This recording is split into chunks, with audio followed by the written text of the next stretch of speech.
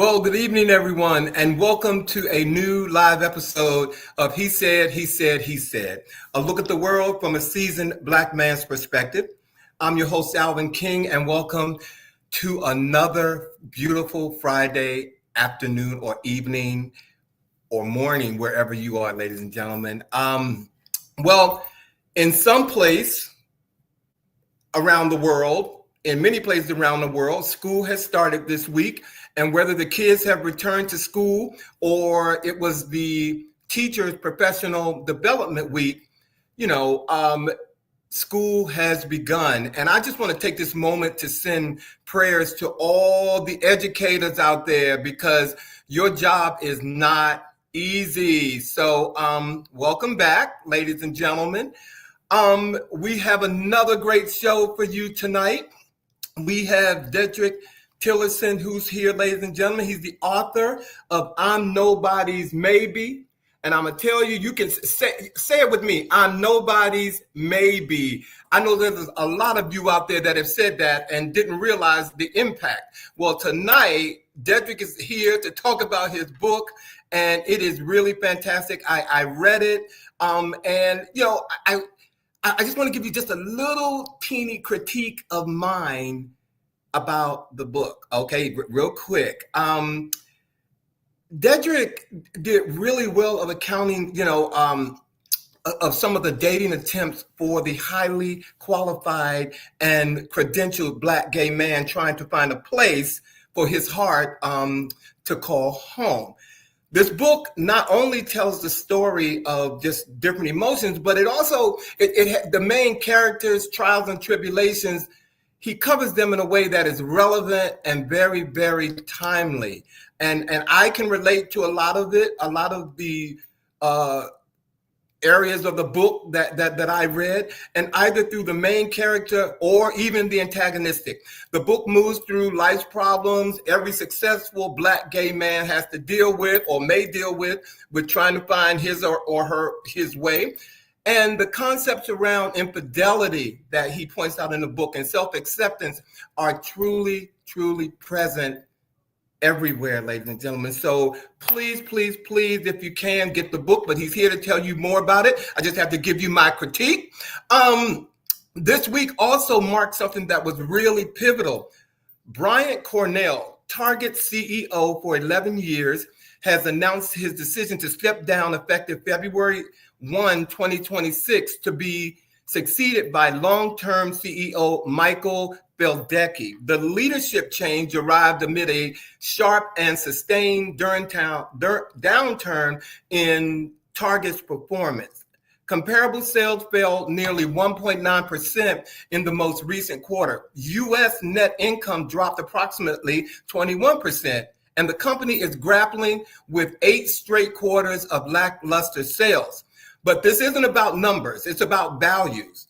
Earlier this year, Target abruptly rolled back many of its diversity, equity, and inclusion programs, prompting widespread backlash.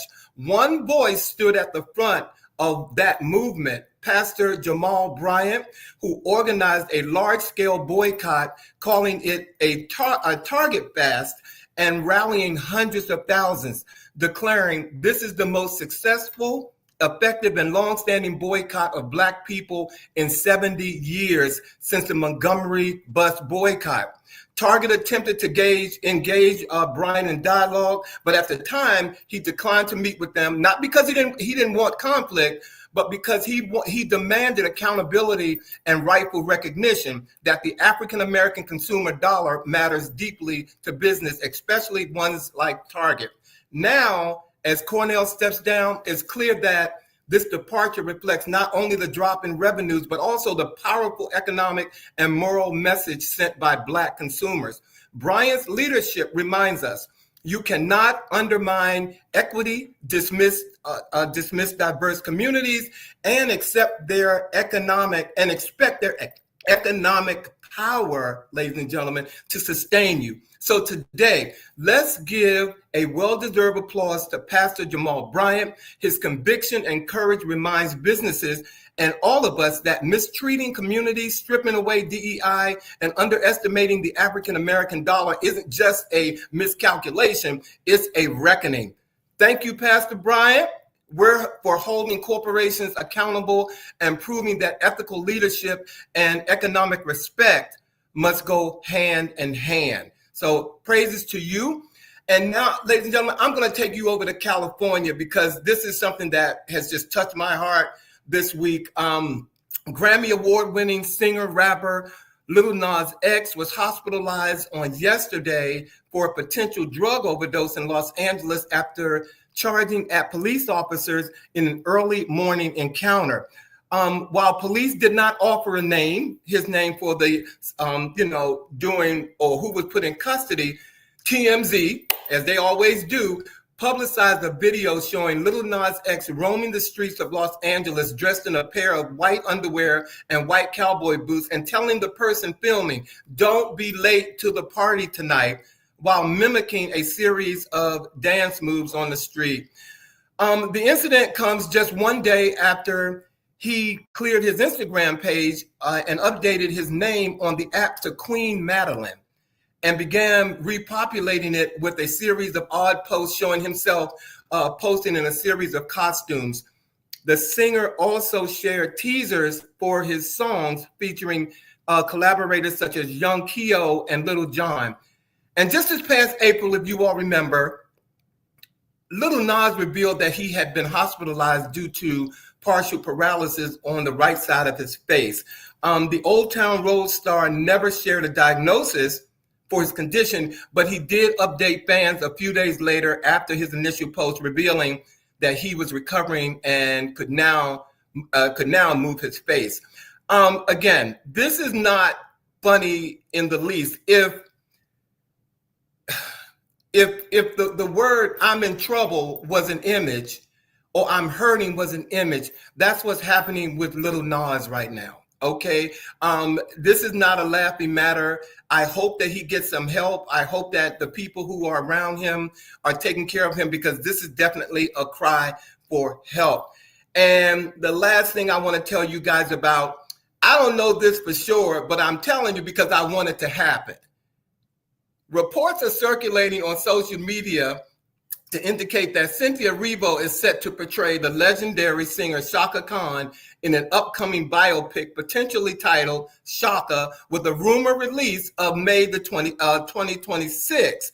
The biopic is said to chronicle Chaka's journey from her early days on the south side of Chicago to becoming a global music icon known for powerful hits like "I'm Every Woman." The film is also reportedly being directed by Ava DuVernay, exploring themes of resilience and overcoming barriers in a male-dominated industry. However, there's a lot of skepticism because it isn't coming from Hollywood right now. So people they're not sure that it's going to happen. But at the end of the day, if Cynthia Erivo is going to step in and play Chaka Khan, ladies and gentlemen, I say let her. Cynthia Erivo should change her last name from Erivo to Era, because it is Cynthia's era right now. Okay, make no puns about it. You can say what you want about Miss Erivo, but she can sing up to the gods. And I think after playing Harriet and after playing Aretha Franklin, I think she knows how to transition into somebody and do it in a way that will make them feel proud, So let's hope that happens. Let's hope that happens, because if that happens, baby, I'm going to see Cynthia Erivo play Chaka Khan. All right. Thank you, ladies and gentlemen, for joining us tonight. Again, we have a great show for you. Author Dedrick Tillerson is here. And if you all are ready to get my guys in here, let's get on with the chat.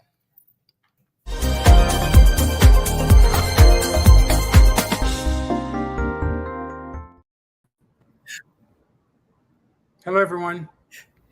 What's up, boys? How y'all doing? Hello, gentlemen.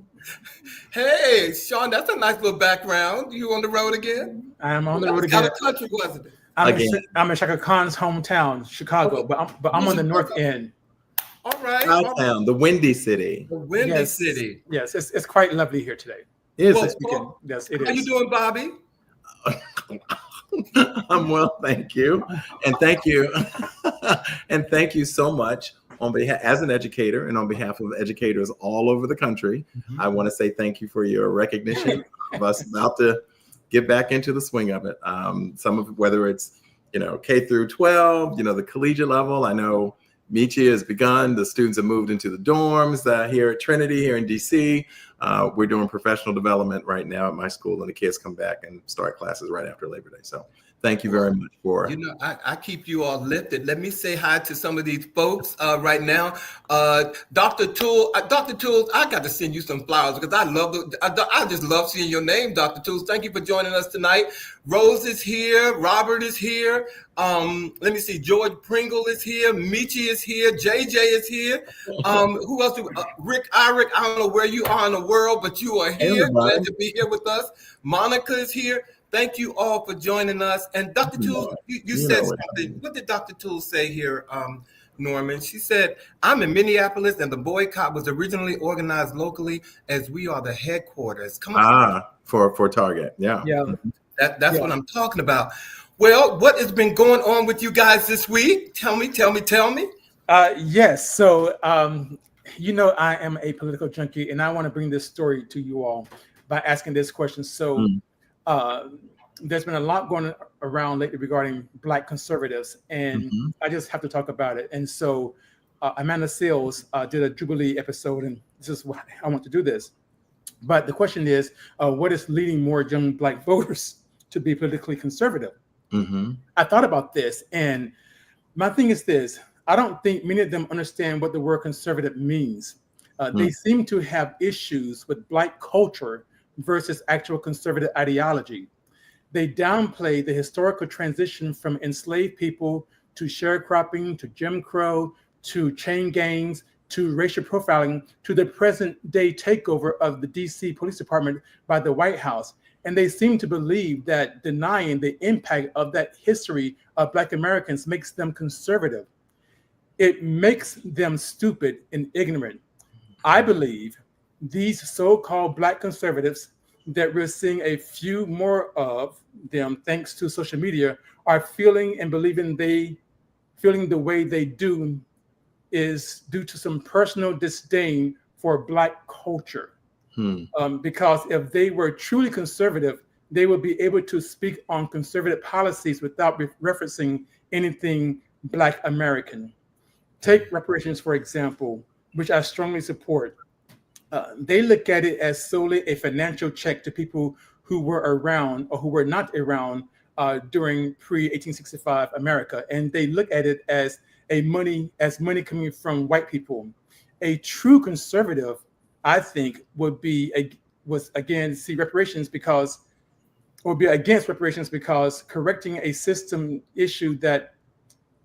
Let me backtrack on this because I wrote this kind of last minute. A true conservative, I think, will be against reparations because correcting a systemic issue that lingers throughout modern society would not conserve or preserve the economic imbalance that exists today.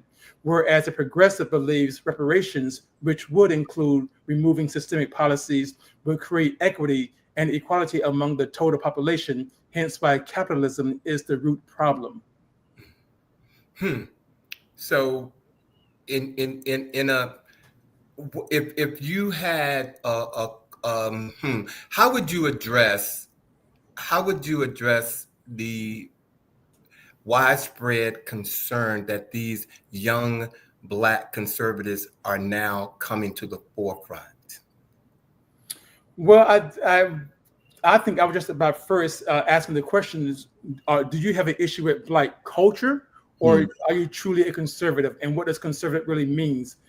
Do you understand what that word means? And I don't think they do understand what the word conservative means. So therefore, they have an issue with Black culture. When you look at the Jubilee episode from Amanda Seales, they all kept referring to something personal from Black culture. And in a very negative light. In a very negative light. Yeah. So they're not conservatives. They just have issues with certain aspects of Black culture that for some reason that they can't seem to either accept or just say, oh, that's just part of the culture, or a subculture, or a subculture.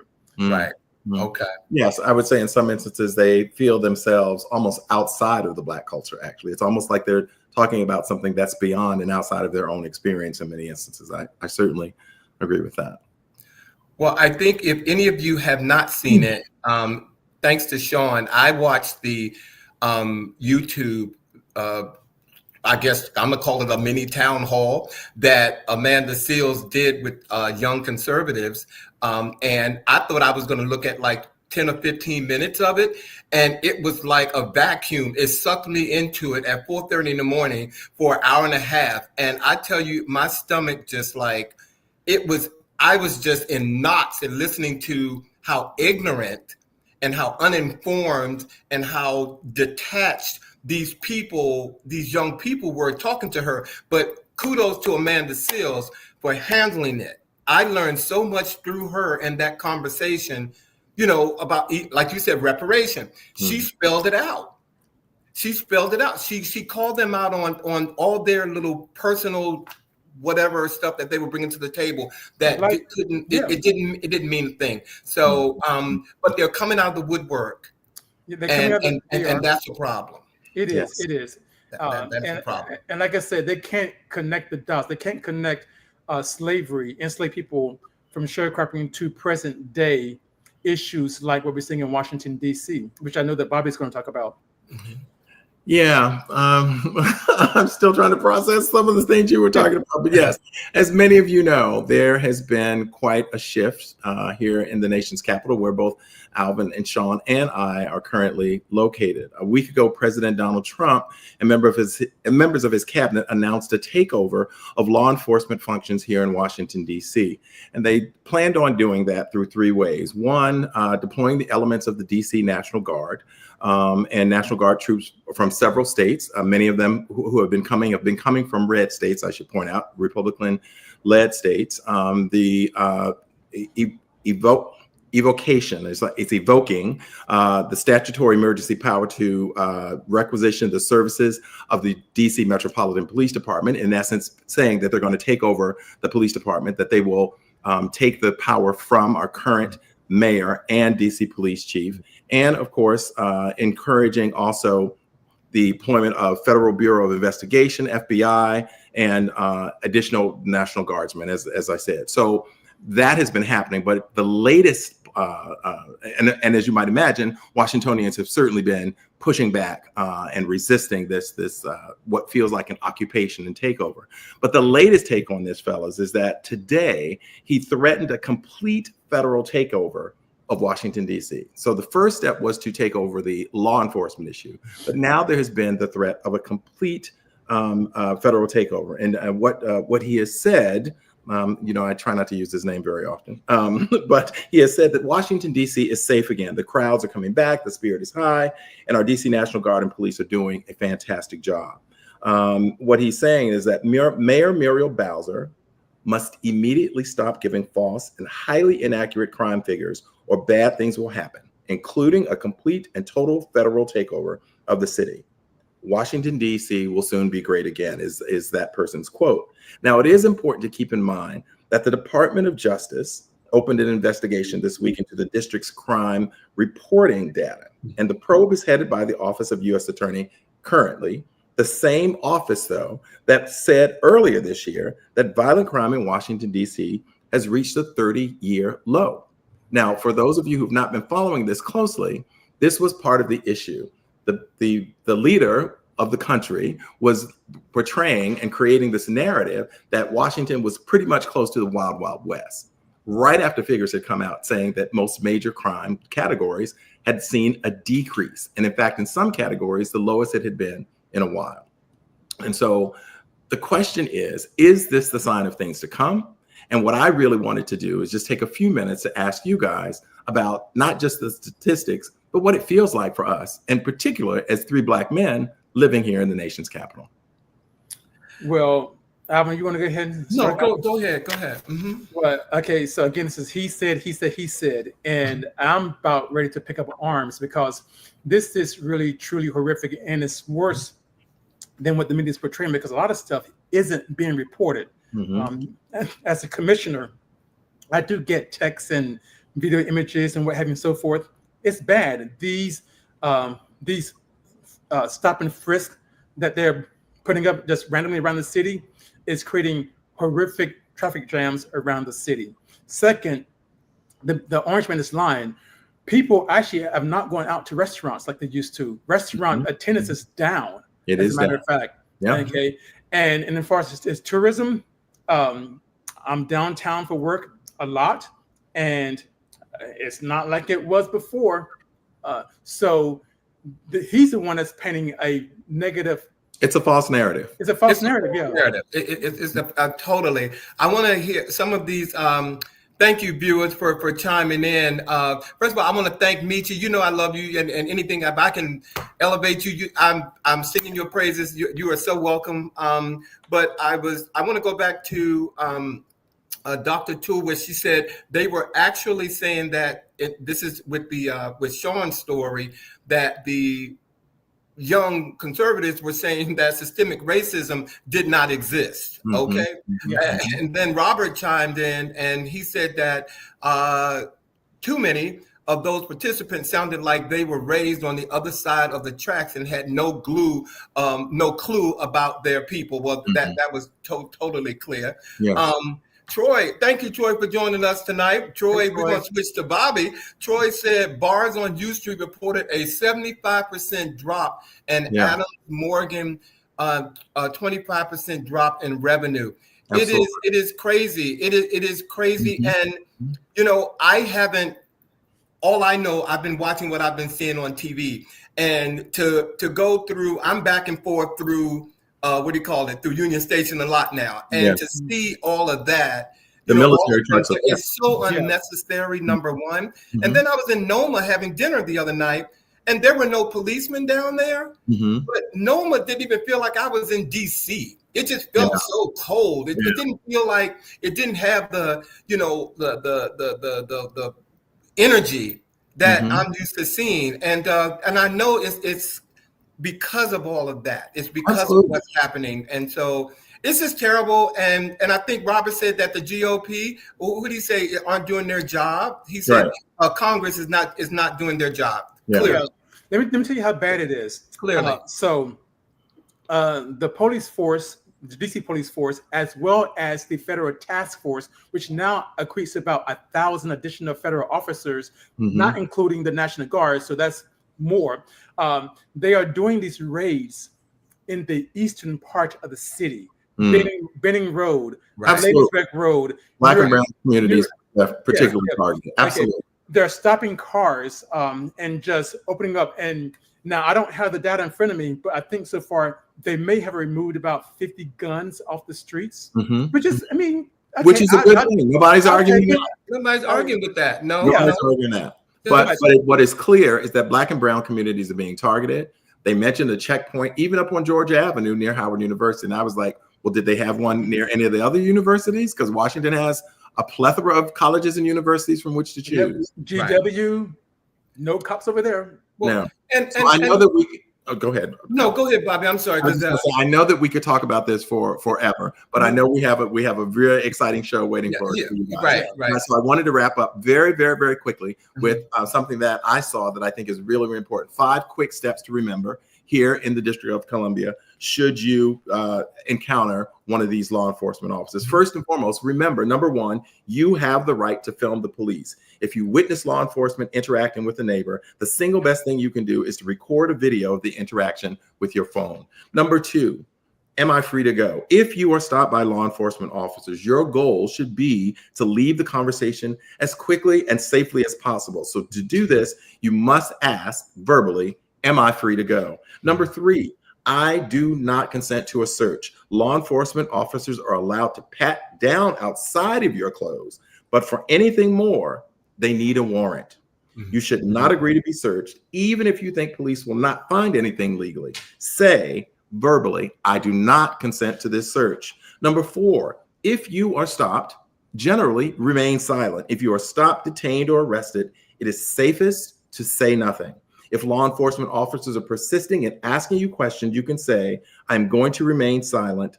I want to speak to a lawyer. And finally, assert these rights. Knowing your rights is a great first step, and asserting your rights is even better. 5 rights everyone in DC should know should you encounter law enforcement.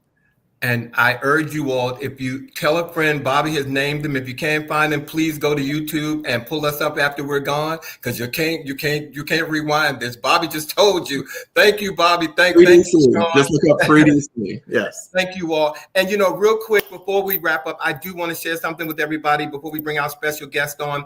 I want to talk about something that dropped like a bombshell this week also. ESPN's last-minute cancellation of Spike Lee's much-anticipated documentary series, The Saga and his DA Saga of Colin Kaepernick.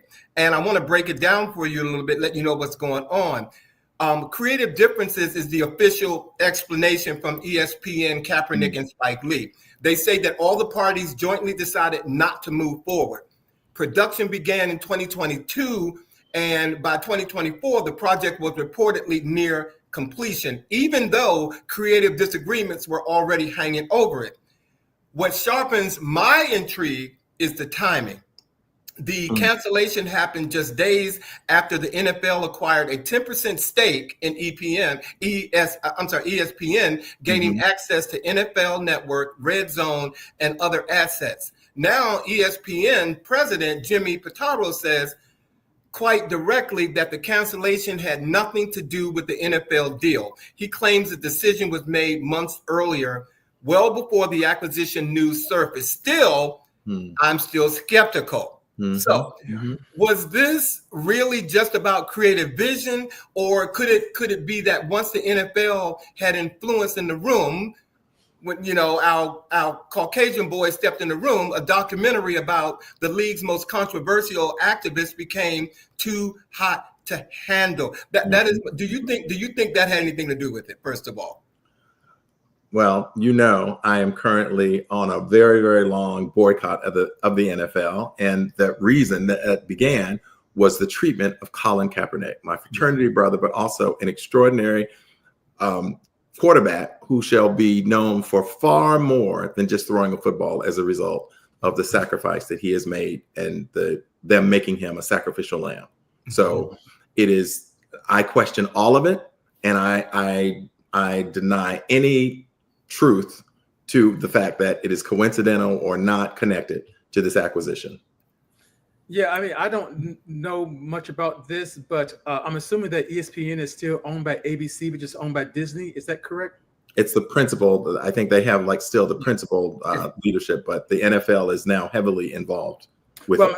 What I'm trying to get at is that if ESPN is still owned by ABC, which was sued by the Orangeman administration, I'm thinking that that's the there could be a connection. That could have something to do with it as well. Well, I did read at another source that even though this has happened, that there is a way that the documentary may be played. But there's also, there were some non-disclaimers that were signed. Yeah. So they're going to have to edit it, so that they could run it. And Dr. Toole said, same, as I absolutely think the documentary was canceled due to the NFL investment. Absolutely. Absolutely. Yep. All right. Thank you all for indulging us. We're good. We have a special guest. I love when we get in these chats sometimes. I just go, oh my God. But I also love that we have separate with three. It's he said. He said. But we have an amazing, like I said, show tonight, ladies and gentlemen. I have read this book. I am nobody's maybe. And like I said, if you say it twice, you look in the mirror and go, you know what? Damn, maybe I'm not. But we have the author here of that book. And if you all are ready, I want to go ahead and read his bio and get him in here. All right, ladies and gentlemen. Dedrick Tillerson was born and raised in Henderson, Kentucky. He is an LGBTQ plus philanthropist and professional dedicated to uplifting and empowering others.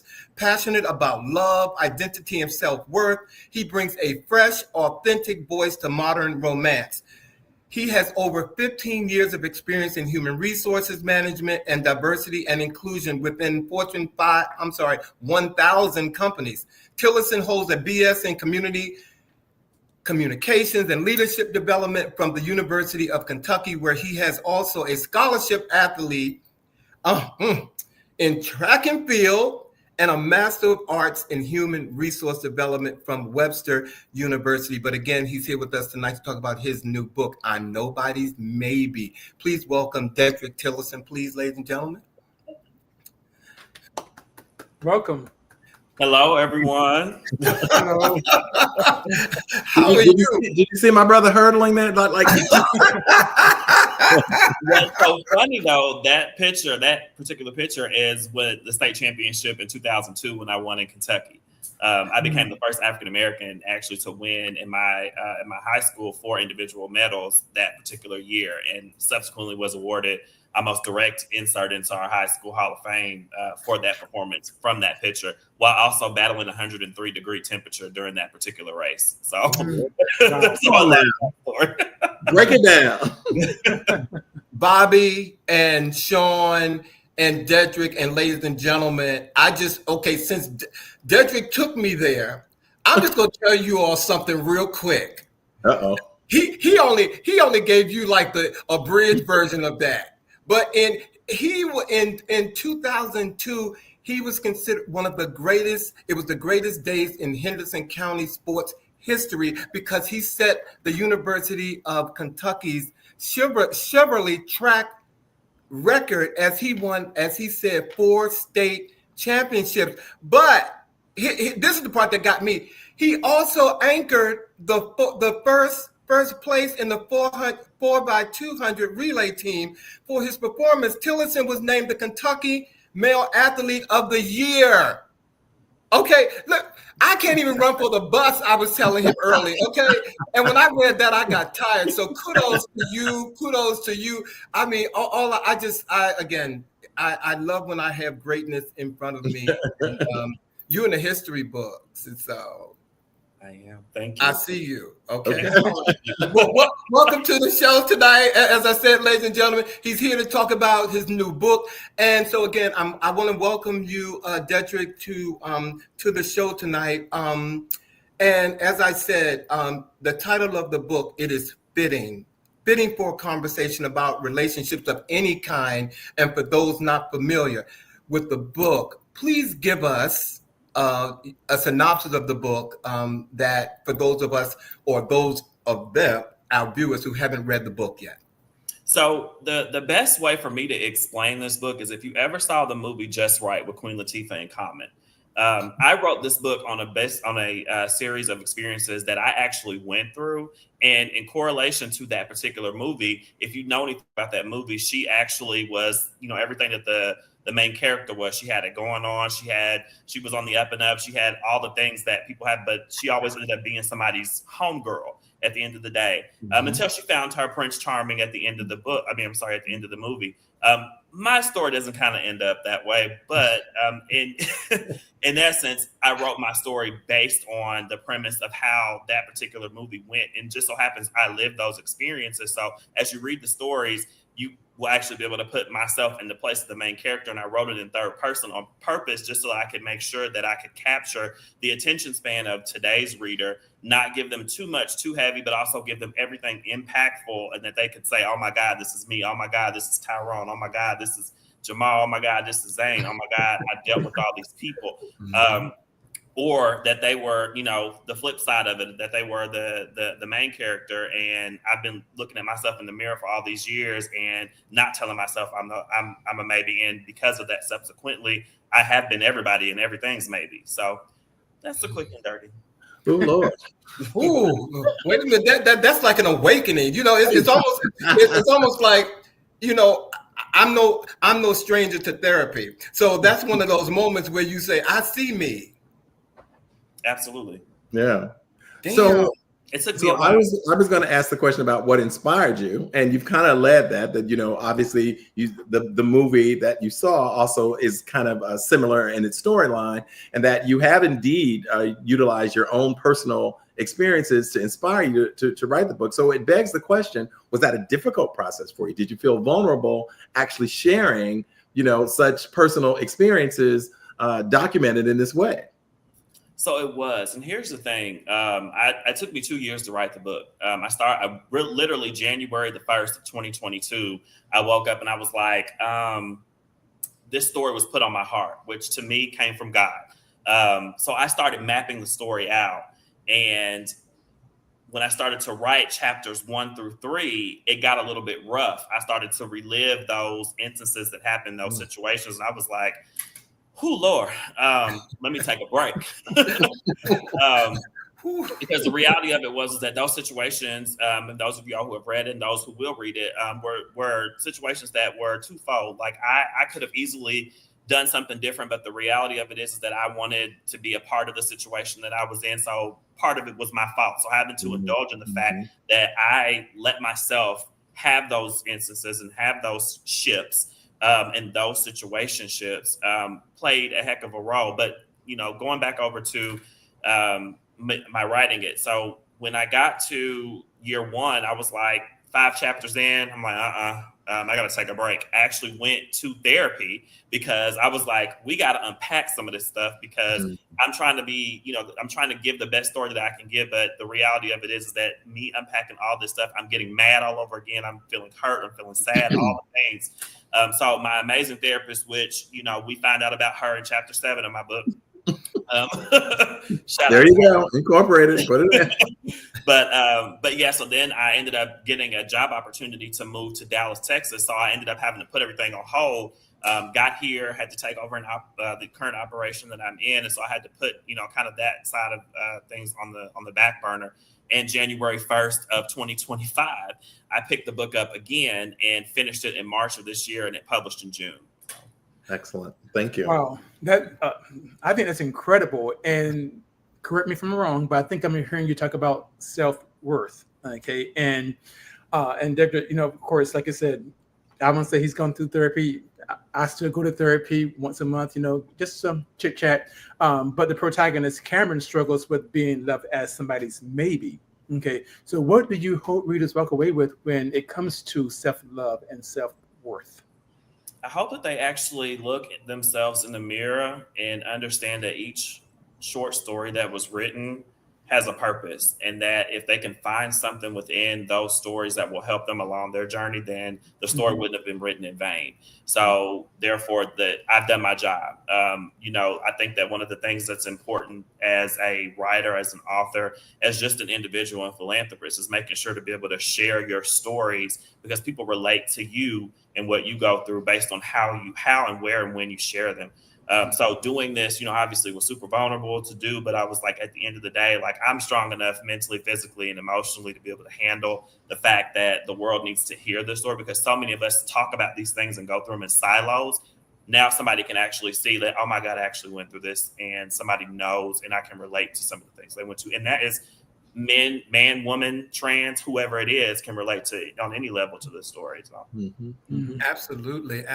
I want to, first of all, I have to go back to our viewers, because some of your fans have showed up in here, Dedrick. So I just want to make sure that I'm acknowledging them and thanking them for being on the show. I think Miss April Johnson is here. T-Man is here. He's read the book. Jamal G. And Jamal G, I don't know if that message was for me, that we see you and we love you. Hopefully it was for me, because I received it, Jamal. So thank you all. And Rodney E., I didn't even see you here, my brother. So thank you for being on here tonight. Thank you for being here. And Dedrick, you said something that was really, really important. And I kind of alluded it in the show, in the opening, giving my critique, talking about, yes, it's a man, but it could be a woman. In reading this book, you really bring out the representation in modern romance. So I want to ask you, why is it important for you to tell the story through the lens, though, of a black LGBTQ plus man, and what does authentic representation mean to you in today's literature? So let me start off by saying my inspiration was Elin Harris, the late great Elin Harris. So if you know anything about Elin Harris, you knew how his writing style was. I wanted to try to embody that writing style by incorporating my own lived experiences. I mean, I could go down a rabbit hole in explanation as to why, you know, LGBTQ. Obviously, I'm gay, and for those of the world who don't know, I am. Ding, ding. Hold on, cause I don't know. Somebody else here is. Tell me, okay? So I absolutely had to write it from that perspective, right? Because I lived those experiences, and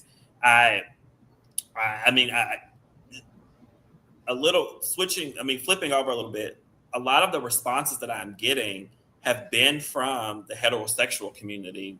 And I didn't know what would happen. This is my first book. I just wanted to put a story out there that I felt like people could relate to, but more importantly, that I could just get it off of my chest, get the rock off my shoulder, the bearings off my back, because I felt once the day that this book released, I was able to breathe a sigh of relief. But I feel like that every person, the LGBTQ plus, ally, etc., can and will relate on any and all aspects to this book. So, you know, I mean, obviously, it coming from me, I lived it. So, I have to raise my hand and say I'm living it. I was on the train reading this book last week on my way to New York, and I was like, Dedrick, I don't like you right now.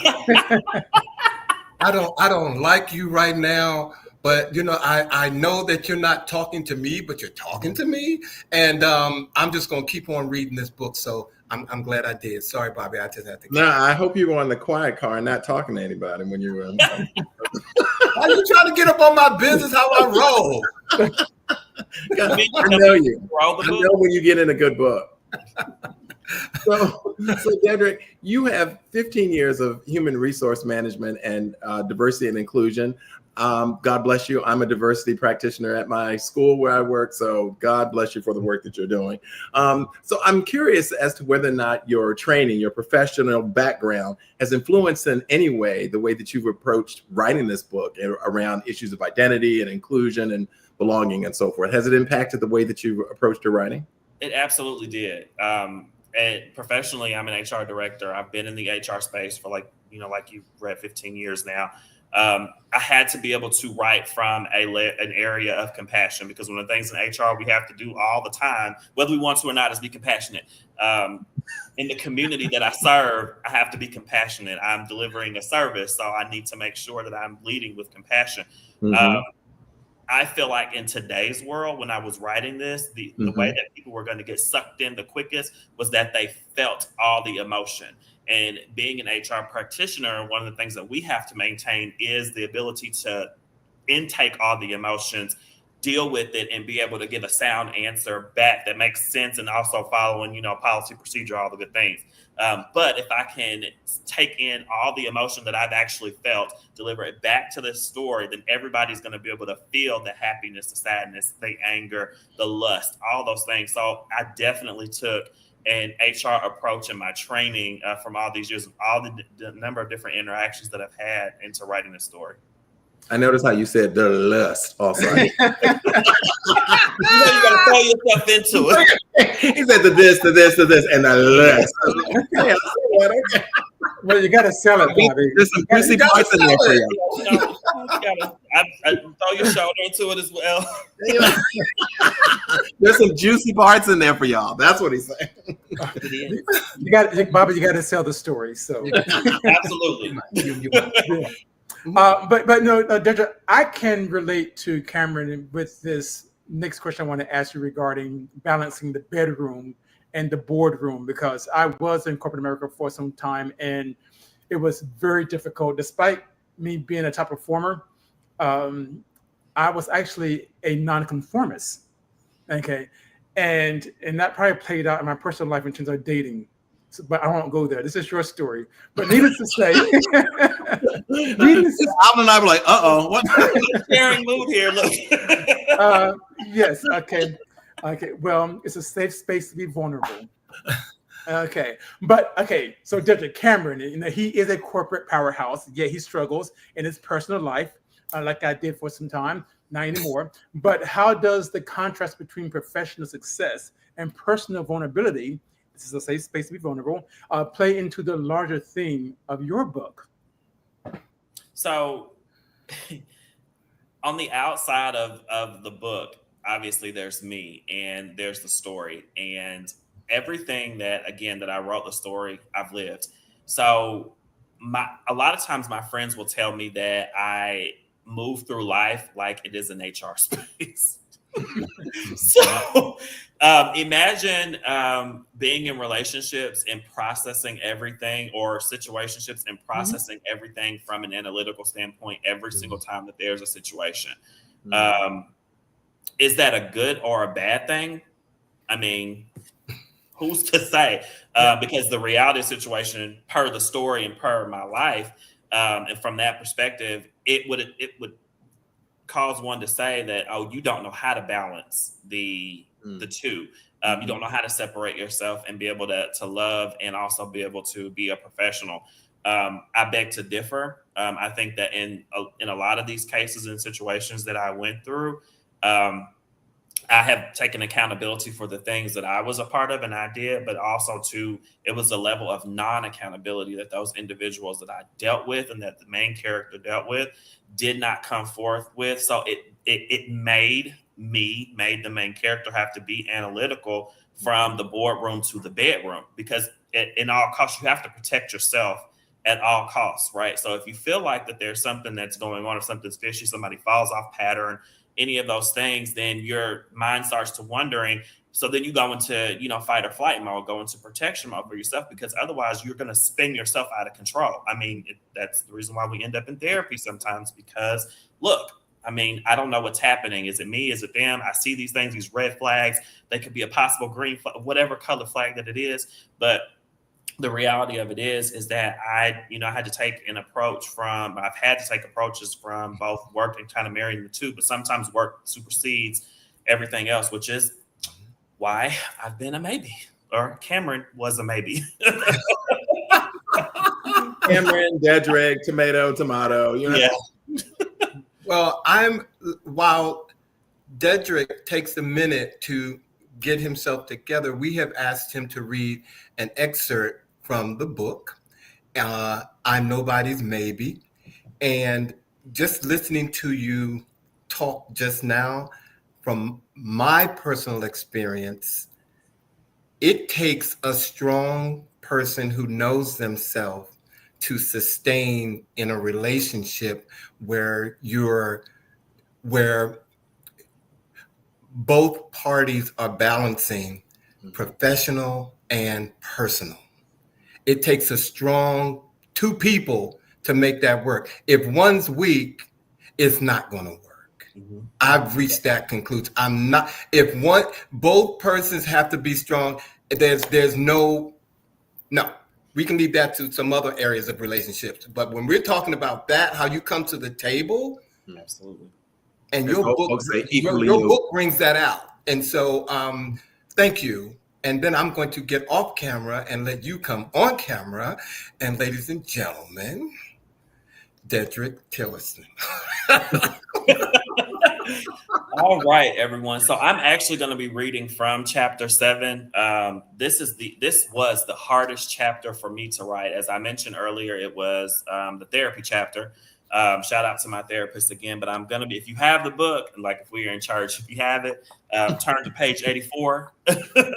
And I'm going to read from there onto the next page, and then I'll stop. But it's a lot. It was a lot to digest, a lot to insert writing this chapter. So bear with me.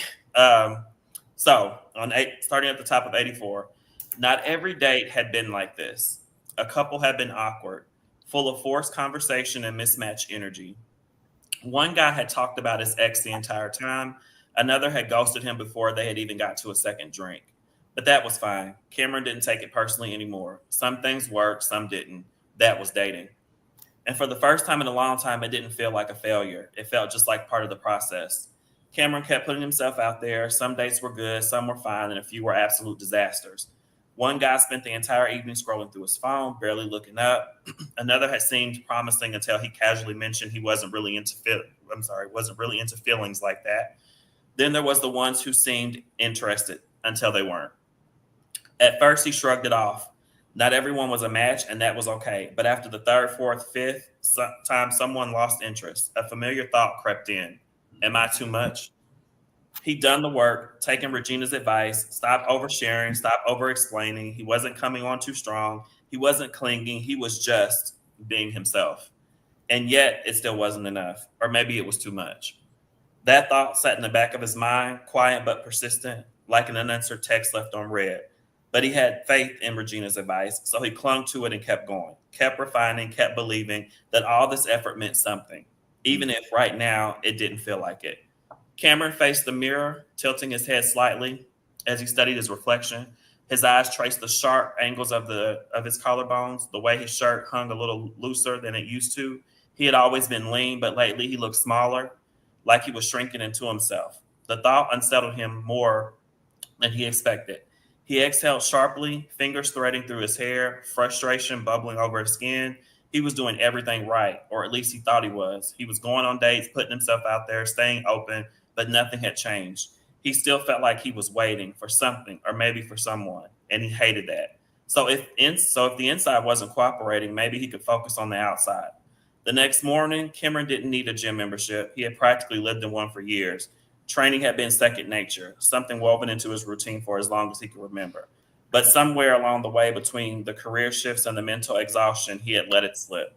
Not intentionally, not all at once, but enough that when he finally stepped back into a gym, the first workout was a wake-up call. His endurance was still there, but the strength, the precision, the ease, it had dulled.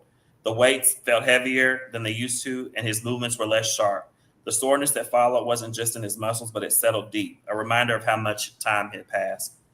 But he kept showing up, not for validation, not to reshape himself into something more acceptable, but because this had always been his space, his way of finding clarity when everything else felt unsteady.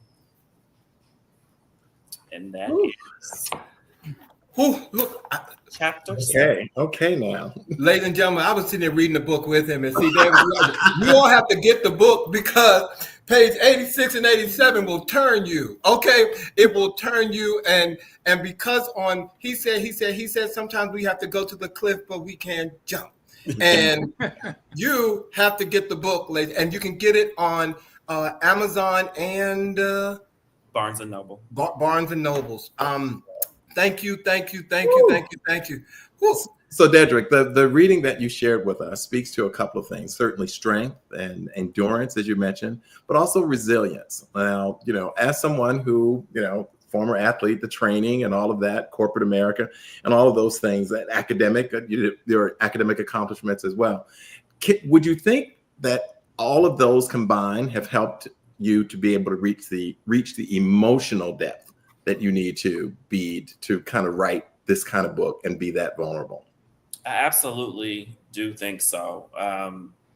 Having, gone through those things, having had the training, the education, if I were to go back in my mind and extrapolate some of those things, I don't know that I would have the emotional capacity. I don't know that I would have even stepped a foot inside a therapist's office and even shared information that said, or even got or received information from her that would allow me to do the work on myself that would ultimately be able to allow me to write this story. So absolutely.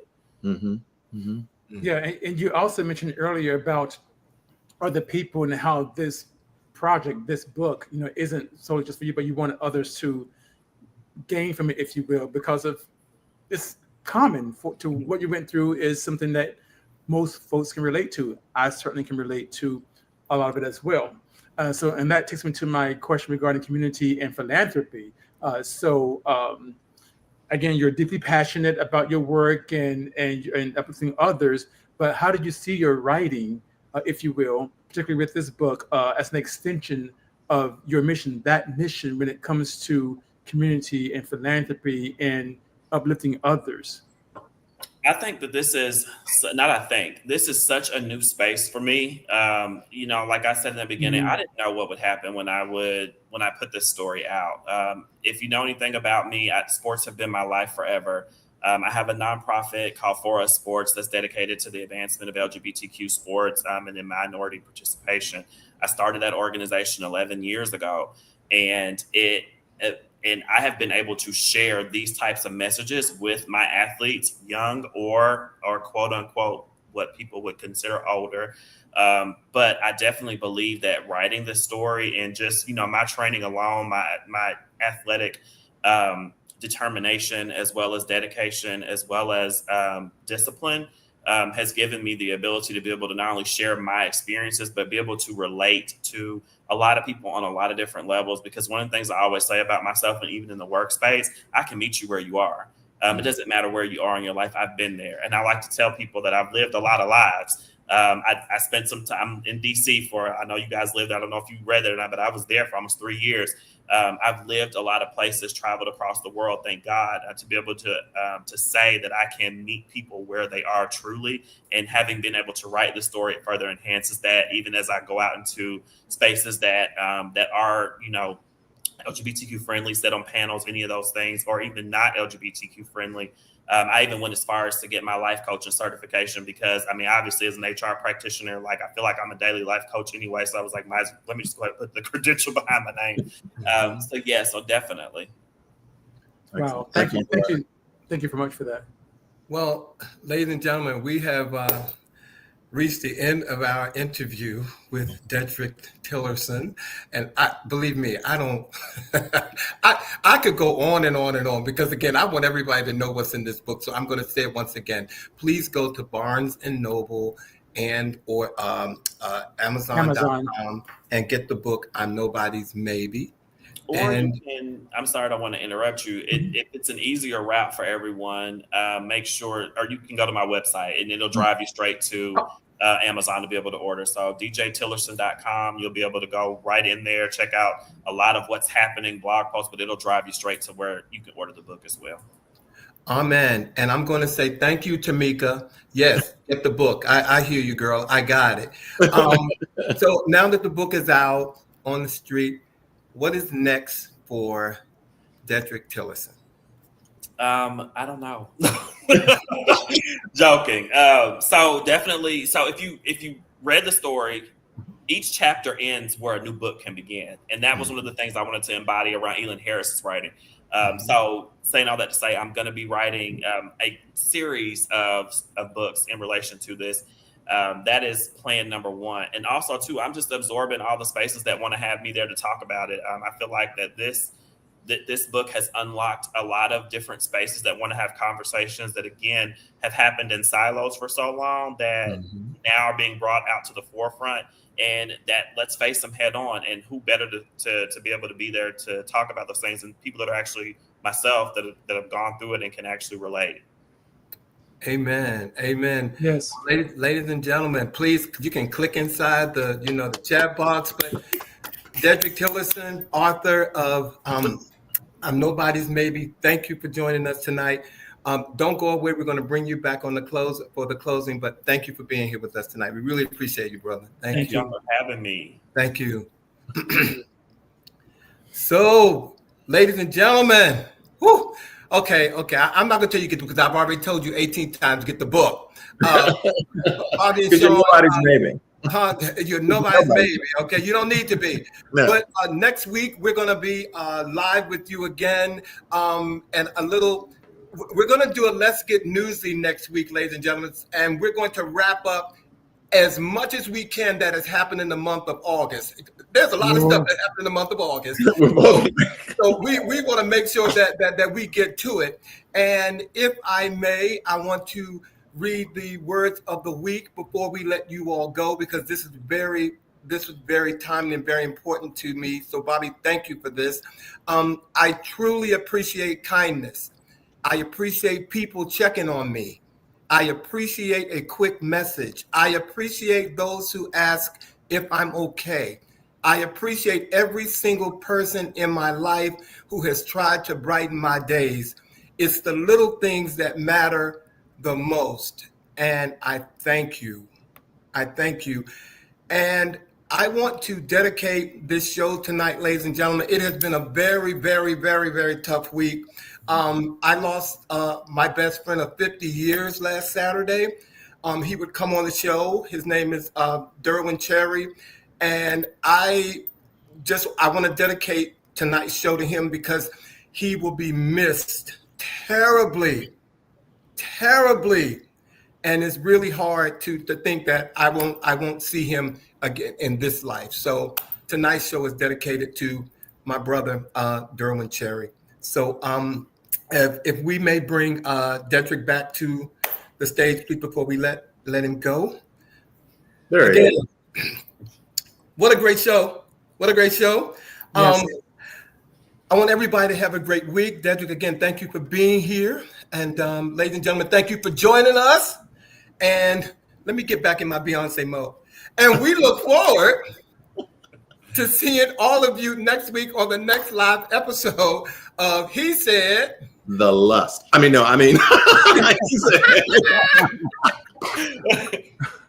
He said, lean in. Ladies and gentlemen, have a good week. Dedrick, thank you for being here, my brother. Thank y'all. Thank See you. you guys. Good night, everybody. peace. The Lust.